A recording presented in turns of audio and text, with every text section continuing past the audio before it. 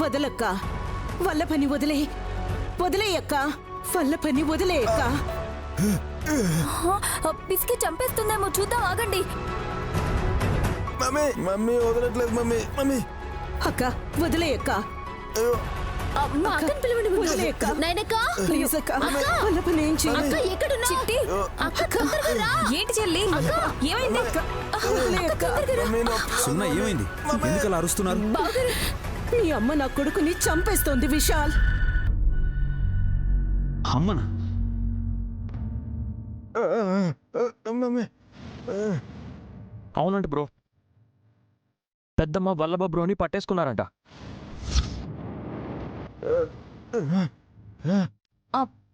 పీక పట్టారో మెడే నొక్కారో తెలీదు గాని మా ఆయన గింజుకుంటున్నారు.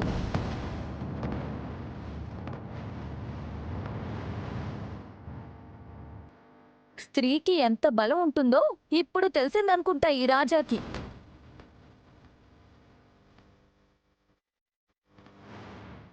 అలా చూస్తావేంటి నైని? వల్ల పని వదిలేయమని చెప్పు. గాయత్రమ్మ గారు ఏ పని చేసినా అందులో మంచి ఉంటుందత్తయ్య.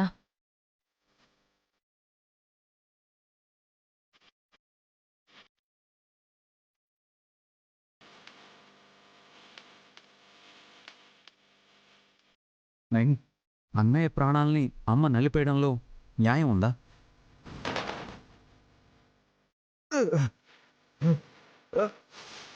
మీరు చర్చించుకునే లోపు బావగారికి చావు వచ్చేలా ఉంది.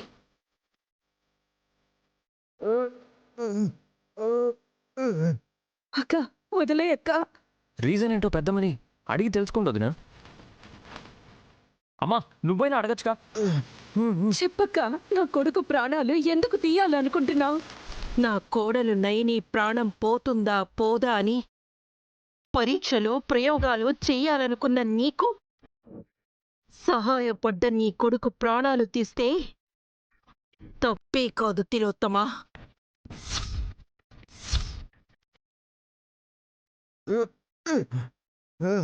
ఏమనిందక్క పెద్దత్తయ్య? తిలోత్తమ అత్తయ్య కూడా అమ్మగారి మాటలు వినిపిస్తాయి కదా చెల్లి. అమ్మా చెప్పమ్మా, అమ్మ చెప్పిన కారణం ఏంటి? అంటే అంటే అది అది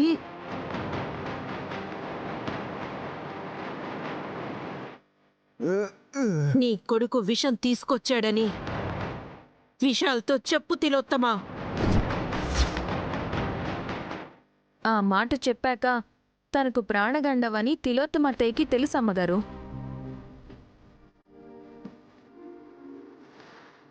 ఏ మాట? పెద్దత్తయ్య ఏమన్నారో చిన్నత్తయ్య చెప్పాలి, త్వరగా చెప్పండి. అంతా నీ వల్లేనే. నువ్వు విషప్రయోగం చేయడం వల్ల గాయత్రక్కకి కోపం వచ్చింది. నా కోడల్ని బతకనివ్వరా మీరు అని నా కొడుకుని పట్టుకుందే. అక్క వదలక్క. అబద్ధాలాడకు తిలోత్తమా. నా ప్రాణం తీసే ప్రయత్నం చేశారని విశాల్ బాబు గారికి తెలిస్తే చంపేస్తారని హాసలక్క మీదకు నెట్టావా అత్తయ్య? మమ్మీ నా తింగరి పెళ్ళని చేసిన పనికి పెద్దమ్మ నన్ను ఎందుకు పట్టుకుంది మమ్మీ? అక్క వదిలేయక్క. అవును కదా, భార్యాభర్తలన్నాక కష్టసుఖాలు చెరిసగం పంచుకోవాలి అని అంటారు కదా, అందుకే అనుభవించండి మీరు.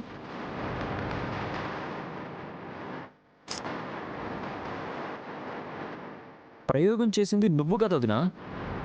ఆఫ్కోర్స్ విక్రాంత్, భార్యలు పూజలు చేసినప్పుడు ఫలితం భర్తలకి దక్కినప్పుడు మేం చేసిన పొరపాట్లకైన ఎఫెక్టు వాళ్ళకు కూడా ఉండాలి కదా. విశాల్, నాన్న నువ్వైనా చెప్పు. నీ మాట మీ అమ్మ వింటుంది. కావాలంటే హాసిని పీక పట్టుకోమను. చూసారా ఎలా చెప్తుందో? నేను పోయినా పర్వాలేదు అని అనుకుంటుంది ఈవిడ. వదిలేయక్క.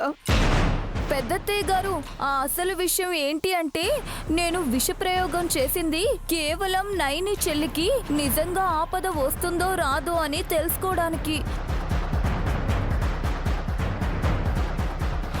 ఆ పరీక్షలో నేను పాస్ అయ్యాను కూడా. సర్టిఫికేట్ కూడా ఇస్తారులేవే ప్లీజ్. ముందు పెద్దమ్మని వదిలేమని చెప్పు మమ్మీ. వదిలే అక్క, అక్క వదిలే అక్క, అక్క ప్లీజ్ అక్క వదిలే అక్క. అమ్మా అన్నయ్యని వదిలేయమ్మా. హాసిని చేసిన పరీక్షలు ప్రయోగాలు కాదు విశాల్. వీళ్ళిద్దరూ కలిసి నయని ప్రాణాలు తీసి ఆ నేరాన్ని అమాయకురాలైన హాసిని మీద వెయ్యాలని చూశారు.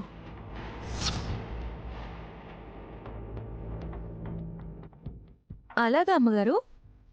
పెద్దత్తయ్య ఏమంటున్నారు చెల్లి? చెప్పుకు నైని, నీకు దండం పెడతాను.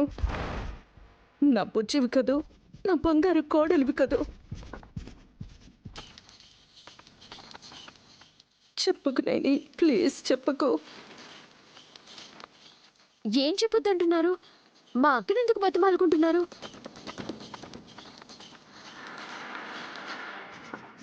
వదినికి మా అమ్మకి తప్ప పెద్దమ్మ మాటలు వినపడు. ఏం చెప్పినా వాళ్ళిద్దరే చెప్పాలి.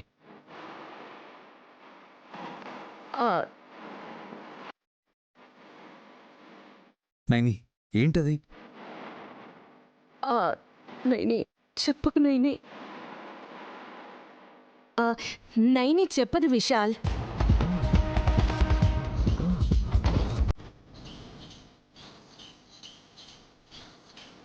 చూడు, నేను చెప్పినా వీళ్ళెవ్వరికీ వినపడదు అని తిలోత్తమ అతి తెలివి. చెప్పేసేనైని, నా కొడుక్కి ఇంకా వీళ్ళ గురించి తెలియకుండా దాచిపెట్టడం అనవసరం. చెప్పు. వద్దు నైని, చెప్పు, పర్వాలేదు. నైని చెప్పకు, నీకు దండం పెడతాను. విశాల్ చెప్పమని అడుగుతున్నప్పుడు ఎందుకు ఆలోచిస్తున్నావు నైని? చెప్పేసేయ్. అమ్మగారు, మీ కొడుక్కి నిజం చెప్పమని మీరు చెప్తున్నారు, కానీ నా కూతురుగా పుట్టిన మీరు ఎక్కడున్నారని నేను ఎన్నిసార్లు అడిగినా ఎందుకు చెప్పట్లేదమ్మగారు? మీకో లెక్క, నాకో లెక్కనా?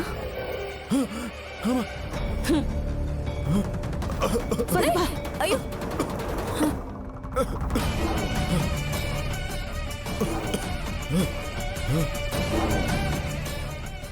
శభాష్ నైని, కరెక్ట్గా అడిగి మా అందరికీ ఉపయోగపడే ప్రశ్న వేశావు. ఆ సమాధానం కోసమే ఇన్నాళ్ళు ఎదురు చూస్తున్నాను. ఆ వాటర్ తాగండి, ఇంకొక రౌండ్ వెళ్ళాల్సి రావచ్చు. నైని అన్నయ్యని అమ్మ విడిచిపెట్టింది. కానీ అక్కడిగిన దానికి జవాబు చెప్పలేదనుకుంటాను బావగారు. చెప్పలేకనే నా కొడుకుని వదిలేసింది సుమనా. వదినకైనా పెద్దమ్మ ఎక్కడుందో ఎందుకు చెప్పడం లేదు? చెప్తే మీ అమ్మ ఊరుకోదు కదా.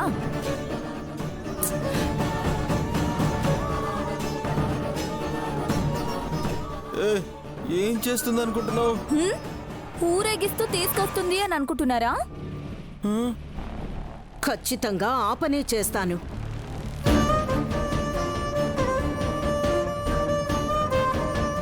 పూలు చల్లుకుంటూ గాయత్రక్క పునర్జన్మ ఎత్తి పసిపాపగా పాడే అనే ఊయల్ని ఊపుకుంటూ మరీ వస్తాను.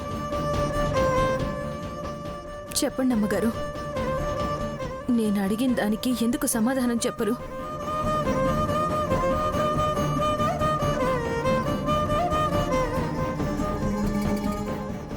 చెప్పాకనే మీరు వెళ్ళాలి. చెప్తాను నైని. ఎప్పుడు చెప్తారు? నేను చచ్చిపోయాక? నైని,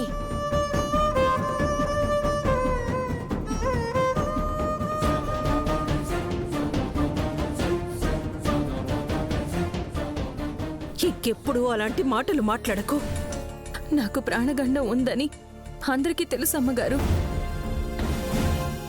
ఏ క్షణంలో ఏం జరుగుతుందో తెలియట్లేదని నాలో నేను కొమ్మిలిపోతున్నా సరే, ఈ లోపైన నేను కన్న కూతుర్ని కళ్ళారా చూసుకుంటానా లేదా అని ఎంత మదన పడిపోతున్నానో మీకు తెలుసా? వీలు చూసుకొని చెప్తాను నైని. లేదమ్మగారు, ఇవాళ నాకు చెప్పాల్సిందే. లేదంటే నా మీదొట్టే.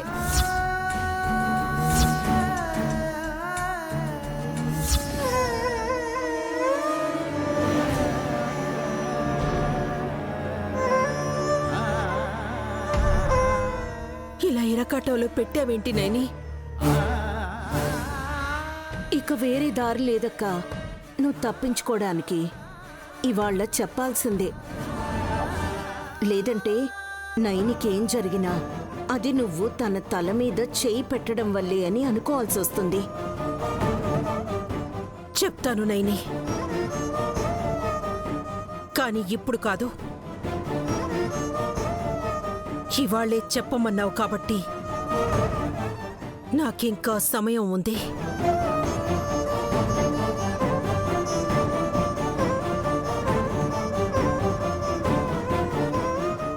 నైని, అమ్మ ఏదైనా చెప్పిందా? చెప్పినట్టే ఉన్నారు విశాల్. చెల్లి సైలెంట్ అయిపోయింది. పెద్దమ్మ పసిపాపగా ఎక్కడున్నారంటొదినా? ఇంకా చెప్పలేదు విక్రాంత్.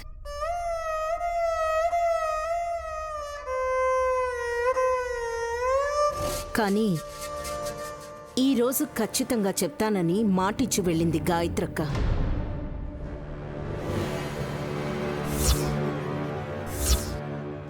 అయితే ఇవాళ మా అక్క కన్నా పెద్ద బిడ్డ ఆచూకీ తెలుస్తుందన్నమాట. అడ్వాన్స్ గా కంగ్రాచులేషన్స్ అక్క.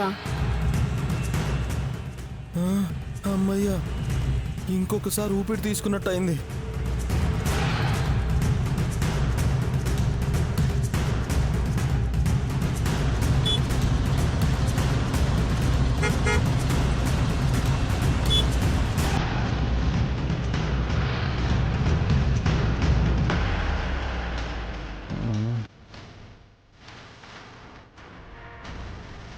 అమ్మా,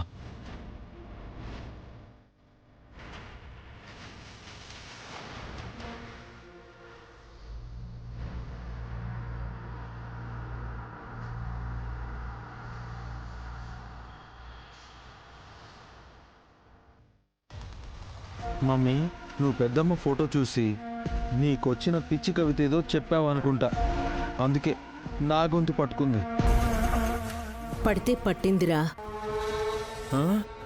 అంటే ఏంటి మమ్మీ? నేను పోయినా పర్వాలేదు అనుకుంటున్నావా? ఇన్నాళ్ళు నిన్ను నమ్ముకున్నందుకు నాకు దక్కిన ప్రతిఫలం ఇదేనా? రే అరవక్రా, ఎవరైనా వింటారు. అరే మరెందుకు మమ్మీ నన్ను? హే ఆపరా ముందు. గాయత్రక్క నీ మెడకాయ పట్టుకున్నందుకు ఆ కొద్దిసేపు నీకు నొప్పి కలిగుండొచ్చు. కానీ ఆత్మకు కూడా నొప్పి కలిగేలా నయని ఒక ప్రశ్న అడిగింది. అది చాలు మన అదృష్టానికి. ఏమని? అప్పుడప్పుడు వచ్చిపోయే నువ్వు పసిపిల్లగా ఎక్కడున్నావో చెప్పడం లేదనా? అదే కదా మనకు కావాల్సింది. మన శత్రువు భౌతిక రూపంలో దొరికితే సమూలంగా నాశనం చేయడం సులువు కదా. పెద్దమ్మని పెద్ద మరదలు క్వశ్చన్ చేసినా ఆన్సర్ అయితే రాలేదు కదా మమ్మీ. ఇవాళ్ల ఎట్టి పరిస్థితుల్లోనూ చెప్తానని గాయత్రక్క అంది. తను మాట తప్పదు. అయితే ఈరోజు నువ్వు చచ్చిపోతావా మమ్మీ? ఇడియట్! ఏం మాట్లాడుతున్నావు? పెద్దమ్మ మెల్లగా ఎక్కడుందో తెలిస్తే మనం వెళ్ళడం, అక్కడ తన నీ మీద దాడి చేయడం, నువ్వు కళ్ళు తేలేయడం చకచకా జరిగిపోతాయి కదా మమ్మీ. నోటికి మంచి మాటే రాదనుకుంటా నీకు. పులైనా సరే చిన్నపిల్లగా ఉన్నప్పుడు ముద్దాడడం తేలికరా. ముద్దు పెట్టుకోవడానికే నైని అడ్రస్ అడిగిందా? నీ మొహం. మనం ఏం చేస్తామన్నది ముందు ఆలోచించు. నేనేలాగో ఆలోచించలేను. నీ ఆలోచనని అమలు చేయాలని చూస్తాను. పెద్దమ్మ అయితే నా ప్రాణాలు తీయడం గ్యారంటీ. అంతవరకు రానివ్వను. అయినా తింగరి హాసిని కదా మమ్మీ జ్యూస్లో విషం కల్పించింది. తను నైనికి పరోక్షంగానైనా సాయపడ్డానికే అలా చేసింది. మనం పైకి పంపించేయాలని విషప్రయోగం చేద్దామనుకున్నాం.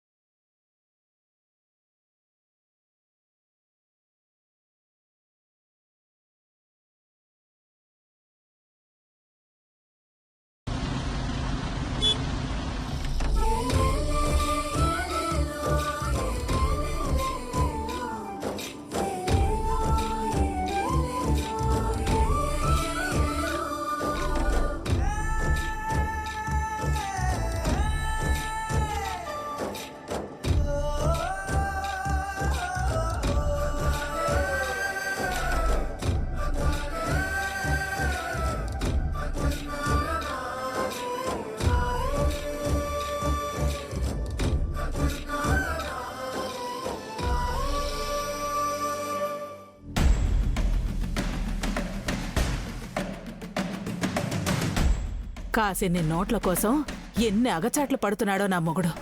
నాకు పట్టాల్సిన గొడుగు దానికి పట్టి పాలేరైపోయాడు. ఏం బతుకో ఛే!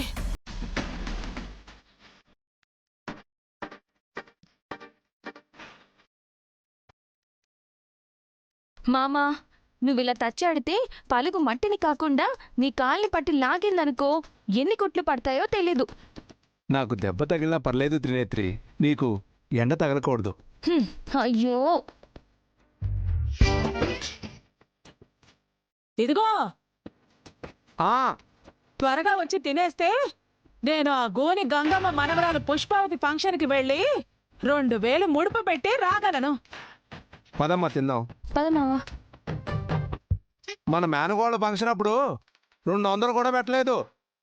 నువ్వు 2000 చదివిస్తానంటావేంటి?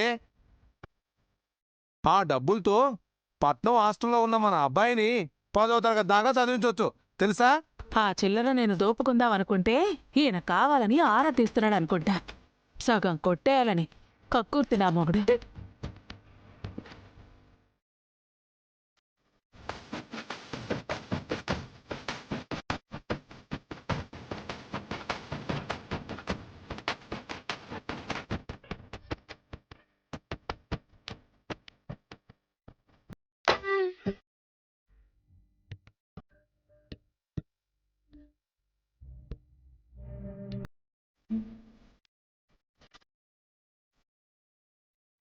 ఏముండవత్తా? దాని మొహం మండిపడ్డం తప్ప వండి పెట్టడం ఎప్పుడొచ్చని. నీకన్నా ముందు ఆయాసమే వస్తుంది. నువ్వెందుకు వచ్చావు బామ్మా? పప్పు టమాటా అన్నంలో ఆవు నెయ్యి దట్టించుకుని తింటే కమ్మగా ఉంటుందని దీనికి చెప్పకనే చెప్పాను. పేడెత్తుకుపోయే పాపాయమ్మ రాగానే దాంతో కబుర్లు చెప్పుకుంటూ మర్చిపోయి వచ్చేసింది ఇది.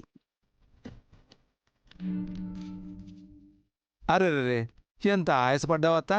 ఎర్రావు నెయ్యేనా? కర్రావు నెయ్యి అయినా ఒకేలా ఉంటుందిరా తొండముక్కోడా. ఆయన ఏమన్నాడని తిడుతున్నావే? వైకుంఠం తింటే స్వర్గానికి వెళ్ళినట్టుండాలని మీ అమ్మ ఆరాటం.